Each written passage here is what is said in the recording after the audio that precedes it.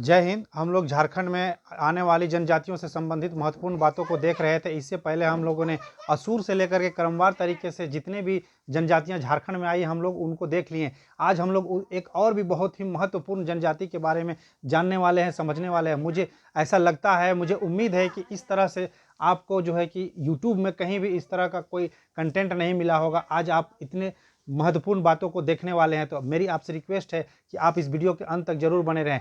तो आइए जानते हैं वो महत्वपूर्ण जनजाति कौन है जिसका जो है कि इतिहास झारखंड के साथ गौरवमयी इतिहास जुड़ा हुआ है।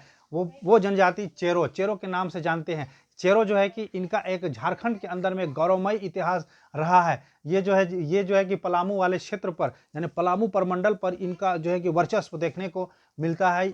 ये अपने आप को जो है कि ये अपने आप को च्यवन ऋषि के वंशज मानते हैं। च्यवन ऋषि जो है ये इनके वंशज, उसी के वंशज में ये आते हैं। ये अपने आप को मानते हैं। इसको जो है कि चेरू और चरवा, ये इनका उपनाम चेरू और चरवा से भी संबंधित इनको जो है कि उपनाम दिया जाता है। और इस तरह से जो है कि ये दो तीन को जो शब्द है, दो तीन जो बातें हैं, ये बहुत ज़्यादा ये कॉम्पिटिटिव एग्जाम में जो है ना कि ये कि हॉट टॉपिक बना हुआ रहता है और इससे संबंधित प्रश्न पूछ लिए जाते हैं। तो प्रचलित चेरो परंपरा के अनुसार जो है कि चेर एक जो है कि मुनि के संत, चेर एक मुनि के संत हैं।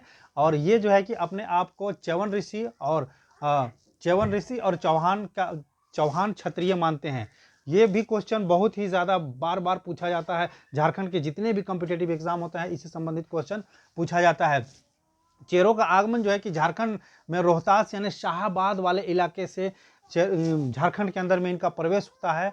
ये जो है कि रोहतास क्षेत्र से पलामू में प्रविष्ट होने पर जब यहाँ पर जो आते हैं तो ये पलामू प्रमंडल के बहुत सारे इलाके में, गाँव में बसा करके ये जो है कि वहाँ रहना प्रारंभ करते हैं। और यहाँ पर ये लगभग जो है कि 200 वर्षों से भी अधिक यहाँ पर इन्होंने शासन किया है।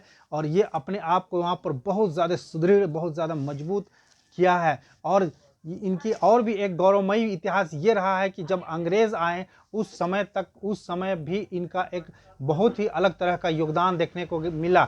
ये अंग्रेज़ों को जो है कि दांतों तले चने चबवा दिए थे। ये क्या है कि ये लड़ाकू प्रवृत्ति के माने जाते हैं। ये बड़ी ज़िद्दी टाइप के थे और ये जो है कि अंग्रेज़ों को जो है कि काफ़ी परेशान करके रख दिया। इसीलिए उस समय से भी इनका देखा जाता है कि इनका इतिहास एक वाकई में बहुत ही गौरवमय इतिहास रहा है।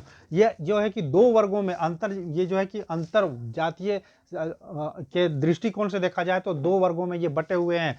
पहला है 12 हजारी और दूसरा है 13 हजारी, जिसमें 12 हजारी जो है कि अपने आप को सर्वोच्च या सर्वश्रेष्ठ मानते हैं और 13 हजारी को ये अपने से निम्न दर्जे का मानते हैं। इस तरह से ये जो है कि पलामू प्रमंडल वाले इलाके में लगभग पलामू छोड़कर, पलामू में सबसे सर्वाधिक इनकी जनसंख्या है।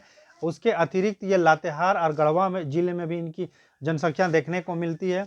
ये झारखंड के अंदर लगभग इलाके पर पूरी तरह से इनकी आबादी फली फूली है। और ये इनकी संस्कृति बहुत ज़बरदस्त तरीके से यहाँ पर डेवलप हुई है और इन्होंने झारखंड के लिए भी बहुत सारे योगदान दिए हैं। तो इस तरह से इनका एक झारखंड से संबंधित एक गौरवमय इतिहास रहा है जो कि जनजातियों में ये देखने को मिलता है। ये एक प्राचीन जनजाति की श्रेणी में आते हैं। हम लोगों ने देखा कि चेरो से संबंधित जितनी भी फैक्ट्स, जितनी भी बातें थी वो मैंने आपको यहाँ पर समझाने का प्रयास किया है। और जनजातियों से संबंधित और भी पिछले मैंने कुछ वीडियो और भी बनाए हैं। वहाँ से जाइए और आप जा करके अपने पूरे जनजातियों से संबंधित बातों को और चीज़ों को आप समझ लें। हम नेक्स्ट वीडियो में और भी जो बची हुई जनजातियाँ हैं उससे संबंधित इसी तरह के इन्फॉर्मेशन के साथ में हम आप के बीच में फिर से रूबरू होंगे। मुझे उम्मीद है कि यहाँ तक आपको ये वीडियो बेहद पसंद आई है। अगर ये वीडियो पसंद आई है तो हमारे इस वीडियो को ज़्यादा से ज़्यादा शेयर करिए, हमारे इस चैनल को सब्सक्राइब कर लीजिए। मिलते हैं नेक्स्ट वीडियो में एक अच्छी इन्फॉर्मेशन के साथ। तब तक के लिए धन्यवाद।